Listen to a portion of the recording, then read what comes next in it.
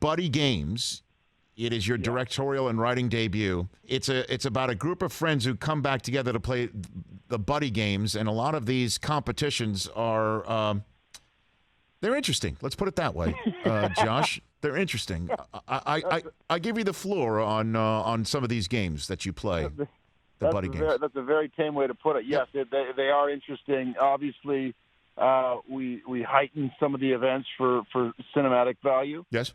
We don't actually do a lot of the things that you'll see in this movie, but we do some pretty crazy stuff. My buddies and I have been doing this for, 20 years or so, and I've known these guys since I was, some of them since kindergarten. Right. And we had an idea to write this script a few years ago, and we wrote it and decided to take it in, and we ended up, WWE loved it and let me direct it, and it's my goal here was to do two things. One was to tell a story about friendship and how those friends become more valuable as we all get older. And, there's some real underlining themes here. But, mostly I wanted to do something that really pushed the envelope. I wanted there to be moments in this thing where people are like, oh, my God, I can't believe they just went there. And there's some stuff you just can't unsee in this movie. And we've shown it now a few times in theaters, and people absolutely lose their minds, which is what I was rooting for.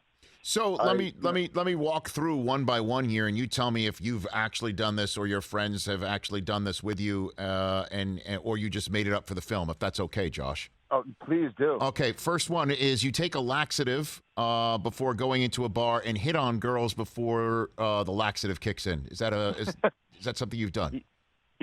No, we have not actually done that, but that would be a pretty fun one. We might try that one next year. Okay, but that is what is done in this film. Well, the idea is to win the challenge, everybody has to down a little bottle of laxative. You got to get a girl to buy you a drink. Yep. You got to get them on the dance floor, and you got to get them to give you a kiss on the lips. And if you can do all that before you lose it, you win the competition. Okay. Here's another one. Highbrow stuff, Rich. No, hold on a second. Here's another one. Playing chicken with a Komodo dragon with meat strapped to your head. Last one to bail wins. What do you got on that one, Josh? No, we actually have not done that one either. That was one that we made up for cinematic value. It was the idea there is that you strap a pork chop. It's pretty self-explanatory. You strap a pork chop to your head. Everybody sticks their head up this, inside of this hole. So the only thing showing is your head. Mm-hmm. We release a Komodo dragon. The last one who stays above the hole wins.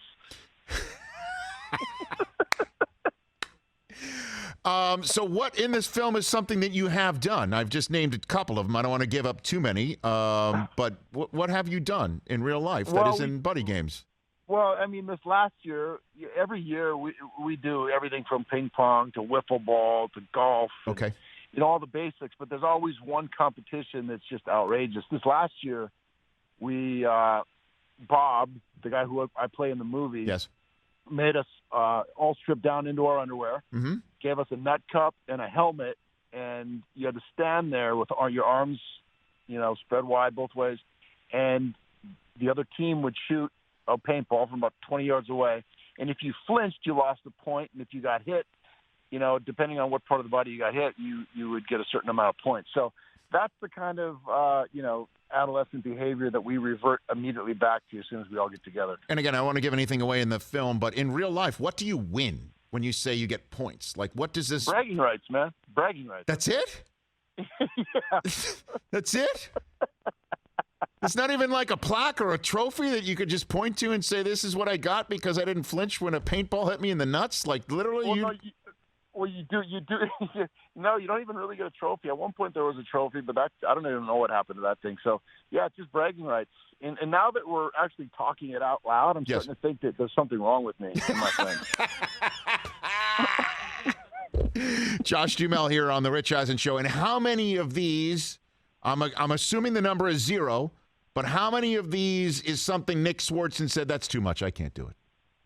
0. That guy is as fearless as they come. I'm not even kidding you. Him and back at all. I mean, James Roday is amazing. And these guys, it's not just screwball stuff either. It is outrageous, especially the stuff we're talking about. And we didn't even get into the pina colada part of it. But, but yeah, I wanted guys who would come in. We only had 18 days to shoot it, so we had to go quick. I wanted guys who were, actors first, but also comedic and could improvise. And I just kind of let them go.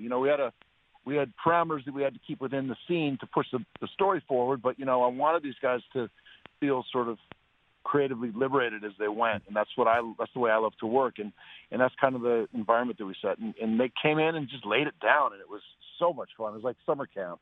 Hey, you watched all the way to the end. Thanks for that. Watch more right here.